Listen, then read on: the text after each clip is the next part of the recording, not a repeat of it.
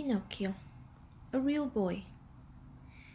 The sun was just beginning to rise over Pinocchio's little village.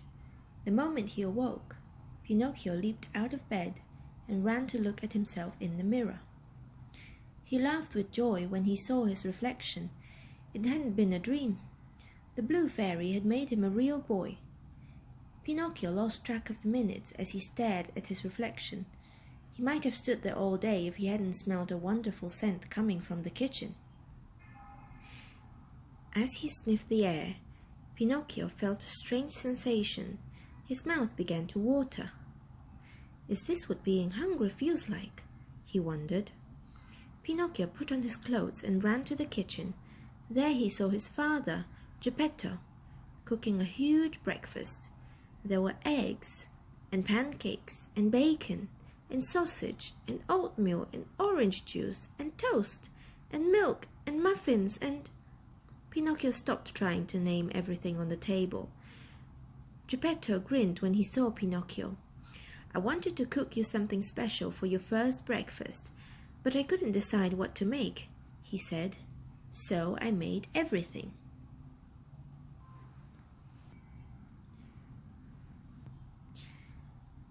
Pinocchio's stomach rumbled as he looked at all the food. Well, come on, Geppetto said. Dig in. Pinocchio sat down and tried a bite of eggs. It's fluffy, he said, his mouth full, and soft and delicious. Pinocchio tried a little bit of all the food Geppetto had made. Every bite tasted different from the last. This is wonderful, Pinocchio said. Can we eat all day long? Oh no, Geppetto laughed. We'll be much too busy for that. I'll have so much to show you.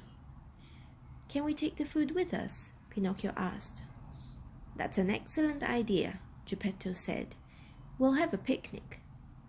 Geppetto packed up a lunch and he and Pinocchio left to explore the village. The first thing Pinocchio noticed was how brightly the sun shone. He blinked as he left the dark cottage and walked into the sunshine. Its dazzling beams felt warm against his skin. He quickly discovered that stepping into the long shadows of the buildings cooled him down again. Pinocchio and Geppetto made a game of running in and out of the shadows all the way to the edge of town. When Pinocchio jumped through the last shadow, he felt a strange sensation in his stomach. It was different from hunger. It was hic. Pinocchio's tummy flip-flopped and a strange sound came from his throat. What hic is going hic on? Pinocchio asked. He was starting to get scared. Don't worry, Geppetto said. It's just the hiccups. Hiccups? Pinocchio asked. Will they ever stop? Geppetto showed Pinocchio how to hold his breath until the hiccups went away. Pinocchio wasn't sure he liked this new experience. He had been so busy thinking about how much fun being a real boy was, he hadn't stopped to think about all the things that could go wrong. Pinocchio grew silent as he followed Geppetto. His mind was filled with questions, but he wasn't sure how to ask many of them. At first, the sun's warmth had felt nice, but now Pinocchio was hot and sweaty. His feet hurt, and his stomach felt as empty as it had that morning before breakfast. Pinocchio finally asked the question he was most concerned about. Are we there yet? Geppetto took Pinocchio's hand. It's just over this hill. The pair climbed higher until they saw a beautiful valley below them. Race you to the swimming hole? Geppetto asked. Pinocchio nodded and ran off before Geppetto could get ready. Father and son ran down the hill and collapsed in a happy pile next to the lake's edge. Time for food, Pinocchio cheered. Geppetto laughed and began unpacking the picnic basket. Geppetto and Pinocchio spent the rest of the day at the swimming hole, playing in the water and fishing on the bank. As they played, Geppetto told Pinocchio stories of the many times he had visited the lake as a young boy. Pinocchio felt much better now that he had eaten and rested. The cool water was refreshing after their long walk from the village. Even when Pinocchio scraped his knee on one of the willow trees, he didn't get upset. He was starting to realize what an exciting place the world was. As the sun began to set, Pinocchio noticed a new feeling. His eyelids felt heavy, as though he could barely keep his eyes open. Then he yawned. "I'm tired," Pinocchio said, surprised at the realization. "You've had quite a big day," Geppetto said. "Are you ready to go home?"